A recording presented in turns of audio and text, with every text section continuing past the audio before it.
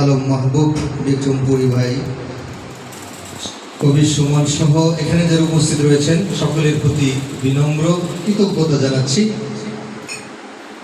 খবর ফেরি করে যিনি ঘুরেন বাড়ি বাড়ি, সে বন্ধু বর ছড়াকার শফিউল্লাহ আনসারী। এটা লিখেছেন, আরো আছে অধ্যাপক সাব্বির রেজা স্যার, এবং অনেকদিন আগে হঠাৎ এটা ফেসবুকে পাইলাম। ওনার প্রতি আবারও শ্রদ্ধা।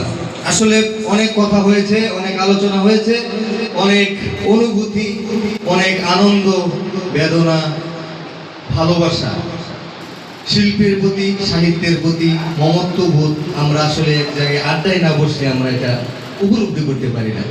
শিল্প কি, সাহিত্য কি, কবিতা কি, কেউ যদি বলে এটা করে কি হবে, তাকে আপনি পৃথিবী লিখে দিলে বোঝাতে পারবেন না। কবিতা কি, কেন কেন এটা করো। আমি একটা পত্রিকা বের করি, আমার বাংলা 20 বছরের উপর হয়ে গেছে। আমাকে এটা আমি এখন কারো কাছে বিজ্ঞাপনের জন্য যাই না, কারণ যাদের কাছে যাই সে প্রশ্ন এটা করলে কি হবে, এখন এটার কি উত্তর দিব আমি।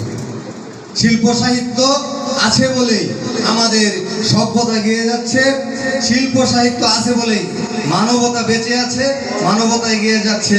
শিল্প সাহিত্য আছে বলেই আমরা মুখ খুলিয়ে চলতে পারছি। আমাদের ভাষা সংগ্রামের প্রতীক হয়ে আছে, কবিতার ভাষা সংগ্রামের প্রতীক হয়ে আছে। ভালোবাসা বলেন, প্রেম বলেন, মোহ বলেন, মায়া বলেন, সংগ্রাম বলেন, বিদ্রোহ বলেন, প্রত্যেকটা জায়গায় কবিতা, ছড়া, সাহিত্য প্রেরণা জুগিয়েছে, সাহস জুগিয়েছে। এর বাস্তব প্রমাণ আমাদের কবি কাজী নজরুল ইসলাম। আমি ধন্যবাদ দিয়ে শেষ করতে চাই। তার আগে নজরুলের জন্মবার্ষিকী চলছে, একটি ছড়া পাঠ করছি।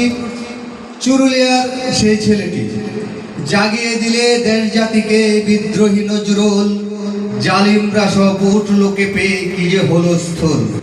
তোমার লেখায় বিশ্ব দেখাই, মুক্তি আসে ফিরে, সুখ আফুরান স্বপ্ন জাগে, শুভুর মনের নীরে। কাব্য কথায় প্রাণ ভরালো, ভাঙলো হাজার ভুল, চুরুলিয়ার সেই ছেলেটি নাম ছিল নজরুল। সকলকে ধন্যবাদ। আজকের মতো অনুষ্ঠানের সমাপ্তি ঘোষণা করছি। সকলের প্রতি ভালোবাসা, কৃতজ্ঞতা এবং ধন্যবাদ। আসসালামু আলাইকুম।